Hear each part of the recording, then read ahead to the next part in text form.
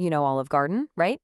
LongHorn Steakhouse? Well, they're both owned by the same company, Darden Restaurants, a real giant in casual dining. And today, we're going to dive into their latest results to see exactly how they're cooking up so much success. So let's just get right to it. The big number. Darden's total sales, they jumped a whopping 10.4% this last quarter. I mean, that is a huge leap. It definitely tells you something big is going on here. So the real question is, how on earth did they do it? All right, so here's how we're going to break it all down. First, we'll look at the big picture of their winning quarter. Then, we're going to get into the specifics, the Olive Garden playbook, and what's making LongHorn so successful. After that, we'll tackle the challenges they're up against and finish up with what they're predicting for the future. Okay, first up, the big picture. And let me tell you, this wasn't just a good quarter for Darden, it was a fantastic one.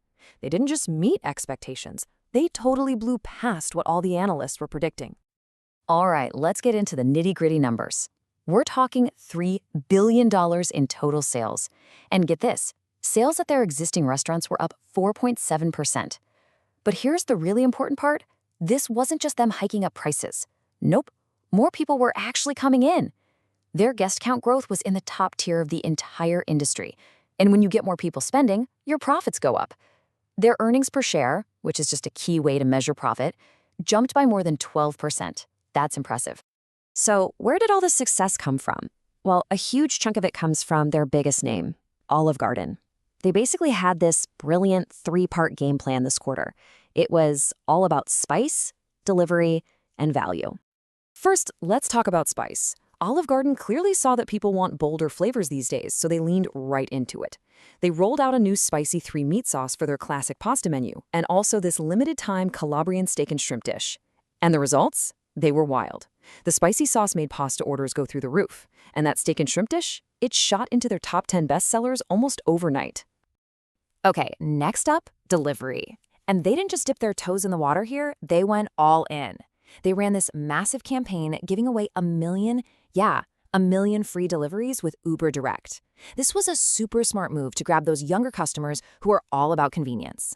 And the impact? It was immediate. They literally doubled their weekly delivery orders while the campaign was running.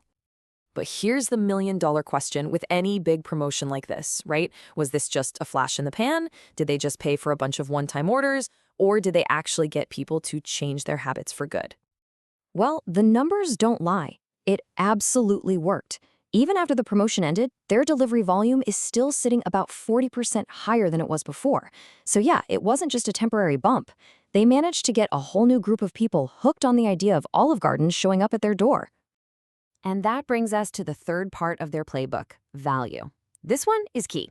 To bring in people who are watching their wallets a little more closely, Olive Garden started testing out this lighter portion menu. So it's smaller entrees for a lower price, but, and this is the genius part, you still get the unlimited breadsticks and salad. So you're paying less, but you still feel like you're getting that amazing, abundant Olive Garden deal. All right, let's switch gears and talk about Darden's other big hitter, LongHorn Steakhouse. Now, if Olive Garden's success was all about new, flashy moves, LongHorn's strategy is kind of the opposite. For them, it is all about just being consistently, relentlessly good. And this really is the bedrock of their success. Check this out. A major industry tracker, Technomach, says consumers rank LongHorn #1, not just in one thing, but across the board: food quality, service, atmosphere, and value. I mean, sweeping all of those categories is almost unheard of. That's their secret sauce right there. And believe me, that focus on quality is paying off big time. LongHorn's same restaurant sales grew by 5.5%, which is actually even higher than Olive Garden's growth.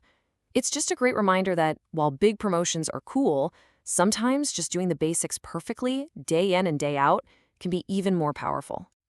But you know, it's not all breadsticks and roses.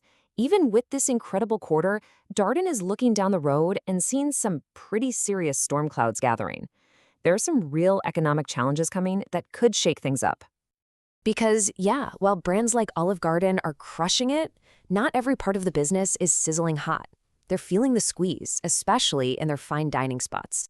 So in that fine dining world, things are a little shaky. People are just being a bit more cautious about dropping a lot of money on a single meal. So what did Darden do? At Ruth's Chris, they rolled out a 3-course menu for a set price of $55. This is smart, right? It gives you price certainty, you know exactly what you're in for, and it feels like a solid value. And guess what? It worked. It definitely helped boost their sales.